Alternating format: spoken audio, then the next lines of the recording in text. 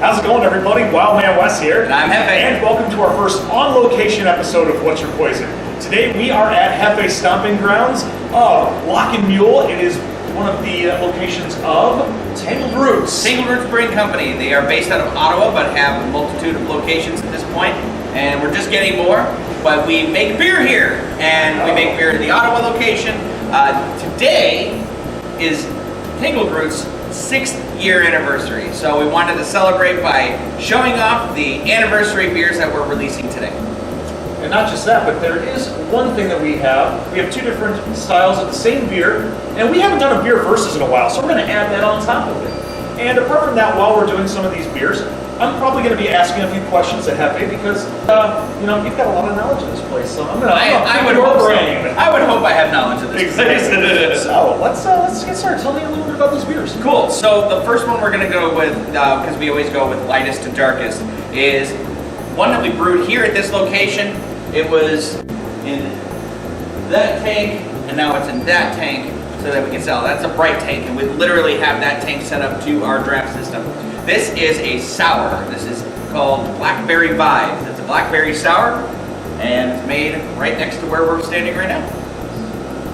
Ooh, that is nice.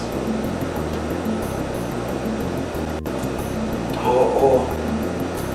Sour, but there's a sweetness to that. Yes. Oh, yeah. So, my takeaway is like a tart fruity pebbles.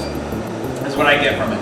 Yeah. I really enjoy this beer. Now I'm trying to remember, is this part of the anniversary beers? Absolutely it is, yes. Okay. So we made this at this location specifically for our 6-year anniversary. Because I went to the Ottawa location and there was a number of beers on the list that they were out of. And I thought it was this one, but I'm obviously mistaken on that. Yeah. We're the only location that make the Vibe series, so we are the sour brewing location.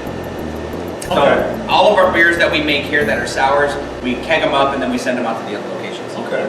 Yeah, I'm really liking this, and when you said it tastes like a sour fruity pebble, I'm totally getting it right now, especially on my taste buds. I was like, Yeah, that's where we get it. I don't know if we should really be doing a pause on this one. I mean, do you want to? Totally up to you, man. I mean, honestly, for a sour, this is on the money. I will say. I mean, even like you said, Blackberry, right? Yes. Okay, yeah, I'm getting that because a Blackberry does have that, bite to it, that sour bite to it, but it also has a nice sweet finish, and I'm liking that. And like you say, a fruity pebble, it's got that, kind of pucker moment, but at the same time, it's good. I'm gonna say 4.5 miles on this one. Nice. I want to say perfect, but I'm not gonna get. But you can't. I mean, we've done perfect at the beginning of an episode before, but this time. We gotta be fair. Yeah, and I'm gonna be biased, obviously. I'm gonna say that I really feel like these are all really good beers. Some of them are better than others, but I wouldn't stand by a product if I didn't believe in them in the first place. Okay. So the second beer that we're going to be doing is from our YUM series. Now, our YUM series is a fruited hazy IPA series. What I love best about our fruited hazy IPA series is that it actually does still give you a little bit of bitterness of the hops. So, with this one, being strawberry yum. So lately, the yums that have been out in the market, raspberry was the most recent. That was what it was. The raspberry yum was out. So the raspberry yum is the most recent one in the market. They released these two for the anniversary. This strawberry being the first time they've released it, and then the next one they've released before. It's just so popular they wanted. Just smelling it is yum. Straight up strawberry candy right on the nose. A little bit of vanilla in this as well. You're going to notice some vanilla notes in a lot of these. They use vanilla to really round out some of those strong, tingy flavors. Okay. Cheers on this one. Yes.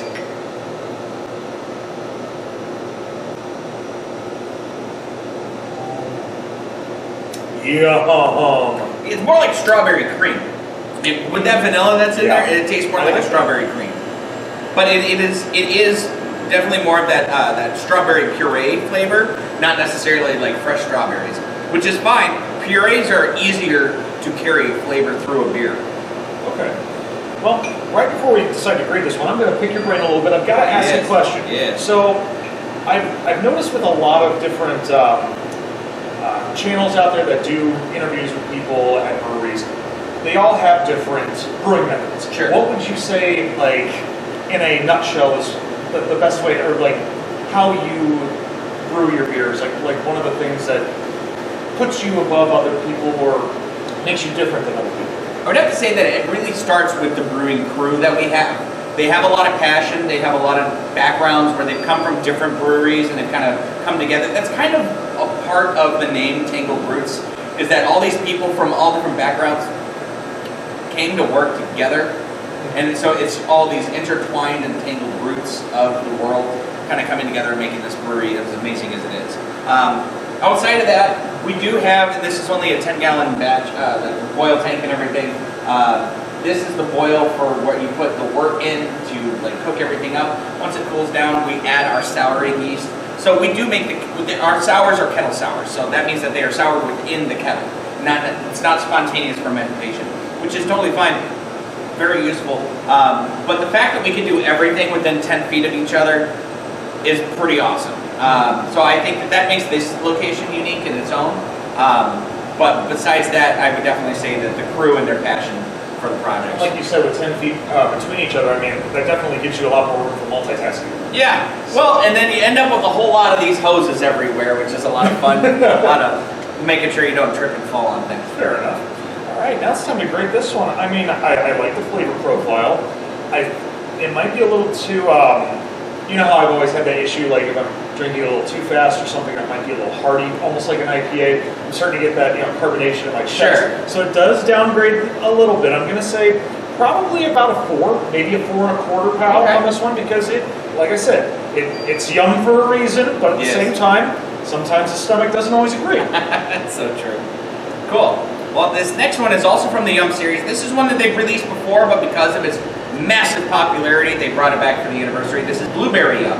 Blueberry. Does not look blueberry to me. Not at all. It doesn't give a blueberry color, but you smell it on the nose real strong. Oh, yeah. I like that. Let's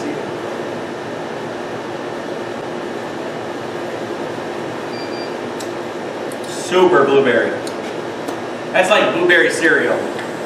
That's what it tastes like the soggy wheat and the milk of blueberry cereal. Yeah. I mean, I can definitely taste the blueberry. I'm just not sure how I feel about it. It's just maybe it's just maybe it's the way how the hops are mixing in with it that's making the flavor taste a little bit. I guess you could say dry. Sure. Absolutely. Yeah. No, it definitely has a dry finish. Okay. Well, I'll go ahead and do a quick grade on this one. I'm going to say probably about a 3 3/4. I mean, it's a very passing grade. It's just maybe one that I would probably, this would probably what I would do. I'd probably do more of a flight, maybe not a full glass. And honestly, that's why I feel like a lot of these beers are really good for is coming by for a flight, especially for the anniversary. You're not taking up a whole bunch of beer and you're not getting wasted on making sure you try all these beers, but doing flights is a fun way to try all the new release beers, especially when we're releasing 5 new ones today. I got you on that one. And that being said, with kind of like flavor profiles and how things are brewed, out of all the beers that you brew here at Tangled Roots, not necessarily time length-wise taking the longest, what craft beer would you say needs the most effort to be brewed? The most effort to brew something here definitely would be our stouts. Okay. There's a lot more work that goes into the stouts, and especially work going into the barrel-aged stouts like this guy. There's just extra steps, extra time that has to go by, meaning that you have to have extra storage for it, and then especially if you're making a mass release like this, how much of that storage you're going to need for all those barrels. Fair enough. And that being said, when it comes to the two we have here, we're doing this little quick beer versus. So which one are we going to be doing first? All right, so the very first one we're going to be doing is the Cherry Pie a la mode Dobroy Nochi. Now, Dobroy Nochi literally just means good night in Russian. And that's just been our series for the Russian Imperial Stout. But this one has added black cherry puree, cinnamon, and oats. So this is definitely going on like a cherry pie or a cherry cobbler kind of thing for you. And this one is the traditional, correct? So this one is a barrel-aged rye vanilla. So this isn't the original? No, okay, the original is on tap all year round. Because when I went to the Ottawa location with my fiance, I did have the traditional Dobroy, and I liked it. It's very tasty. Yeah. And now I'm even more excited the fact that I get to try 2 different versions of it and see which one wins. So again, these were just released today.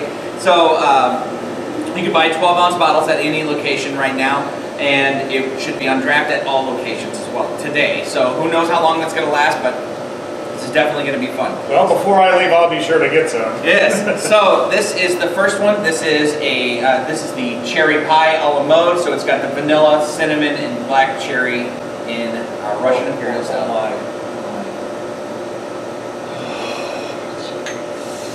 Zdrowie.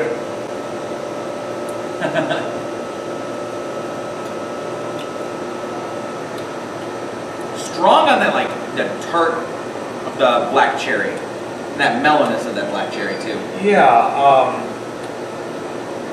I want to say definitely drying out the tongue a little bit. Yeah. So I mean, yeah, it's a nice, it's subtle. Yeah. The cherry's very subtle. Everything else, I mean, very, very there. Let's put it that way.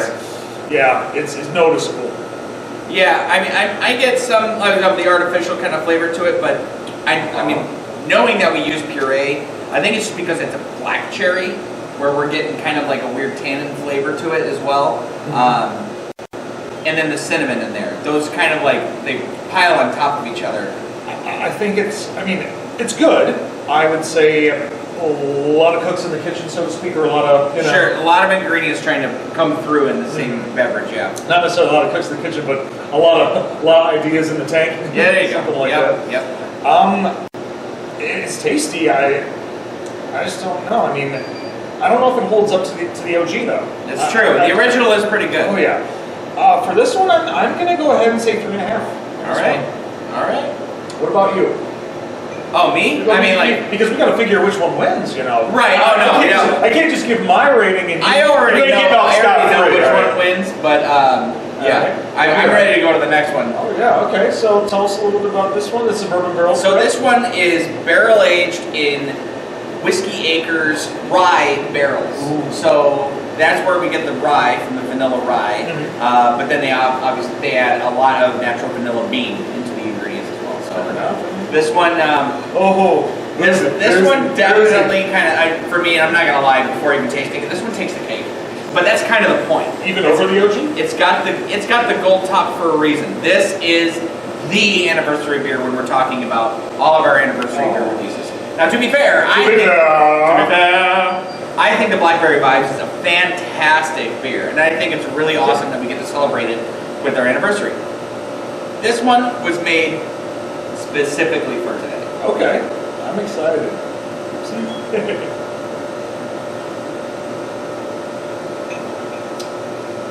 Oh. Give me a minute. So yeah, you're right. Lots of vanilla in this guy, which is really, really nice. It's not a vanilla extract; it's like straight up vanilla bean, just like pounds and pounds of it. And the rye barrel aging process took about 6 months, and so this was planned. And when they were coming out with this and releasing it, I was thinking this guy was going to come out on top. I was like, oh wow, cherry pie! People are going to go bonkers about it. But to be fair, simplicity. It's the simplicity of the brew itself. Like he was saying, it's too many ideas in the tank versus let's just give them a vanilla Russian Imperial Stout aged in barrels. And you have said before many a times on a lot of episodes we've done, especially with stouts, you love a very dark coffee. You like your coffee black. Yeah, exactly. And this tastes like a dark, boozy coffee without all the the additives. It's just that vanilla bean in there. Yeah, it's just perfect. It's just a perfect. So ideally, that's where I stand. Now, what's your calorie rating? I'm not worthy. Oh, freaking 5. This is wow. All right. Cool. This awesome. I mean, literally, and this dominates OG even. I mean, I love the original. I definitely say the original is available all year round, but this guy definitely is a very special treat. You could age this guy for a while. Hold on to one for next year's anniversary and see what happens. Every year they come up with new variations, so it's worth it. They have the wax top on there too, so that's going to stay good for a while. So before we close up this episode, I mean, like, obviously we've been at both locations around Illinois that I know of. Oh, I could name more, but those are the two important ones. Well, because Ottawa is definitely the headquarters, so what would be be your favorite out of all the lists? Like, if there's one that you can, I mean, okay, excluding Dobroy, anything that, like, one in particular that you remember, one of the first ones you had that just, it really caught your eye? Bison Weizen. Yeah. Sorry. So Okay. this beer's not available right now. It literally just ended its season. But in the fall, going into winter season, there is a Dunkelweizen called Bison Weizen. That goes off of course, their name of the restaurant, the Lone Buffalo. But it is literally just a malty Hefeweizen. It drinks like a charm. I still have some at home on my little kegerator. I very, very much enjoy that beer. I will speak the world of it always. I'll be honest, when I went to the Ottawa location, I have a growler of Weizen, and Drink it. we're gonna review it at some point. Absolutely, we should. Yes, because I still have a bottle of the original Dobroy that we have. Good. So other than that, for me personally, the one that really caught my eye, or actually caught my palate, was the Devil's Paint Box. Yeah. I there's something about it. It's just, it's, you know, because it's an IPA, correct? Yeah. And, Devil's Paint Box is our it's flagship IPA. the hops in that, I don't know what it is, but it's like some IPAs, the hop can be very pungent. Yeah. Just very like rough on you. And then there's some that's just kind of like, you know, the pale ale of Rolling Rock. No, this one is just, I mean, when I say middle of the road on that hop, it's not a bad thing. It's just saying, hey, I'm an IPA. Yeah. My ABV is about, it's 6.66, which is hilarious. Yes. But it's just kind of, I'm here. Yep. I'm here to make you feel good. Yep. So good, it's evil. Yes. And I like that. I'd say another popular one that we have that really flies off the shelf is our Subject to Change series. Subject to Change is our hazy IPA series where we rotate the type of hops that we're using in the batch. Yes. Right now we are on batch number 8. Batch 7, Which I still have a bottle. performed very, very well. Oh, it did. Batch 8, it just came out this last week, so I'm going to leave it up to him later today to see what he thinks. Oh, yeah. Once we right before we close up this episode, you know, before credits, I mean, I'm gonna be trying it. You're gonna see my reaction, and we'll see what happens. So, other than that, you know, before we take a quick little tour of the brewery and actually in the restaurant itself, I'd just like to say thank you for watching. If there's anything you want to see in the future, you know, we got a comment section below. Let us know what you want to see. If there's specific beers you would like us to try in the future, hey, the comment section's there, and we hope to see some beers in the future, whether it's to review or beer versus. Other than that, push that little red button and ring the bell for instant notifications. Other than that, I'm Wild Man Wess. I'm Jefe. And we'll see you next time on What's Your Poison or a lot of other shows on Dragonfire Entertainment. Ready to go have some fun today? Yeah! All right, take care, everybody. All right, so Jefe's giving me a little private stock that's coming out next week. This is Space Squirrel. It's a blonde ale, mostly with tangerine, key lime, and a little bit of vanilla. Let's see what happens. Oh, yeah, tasty. Ooh. I'm gonna say 4 3/4 pound on this one. This is pretty good. All right, so we talked about having Subject to Change number 7 the last time that I went to Tangled Roots in Ottawa, but Jefe's giving me an exclusive of Subject to Change number 8. Let's see if number 8 is just as good as number 7. We'll find out.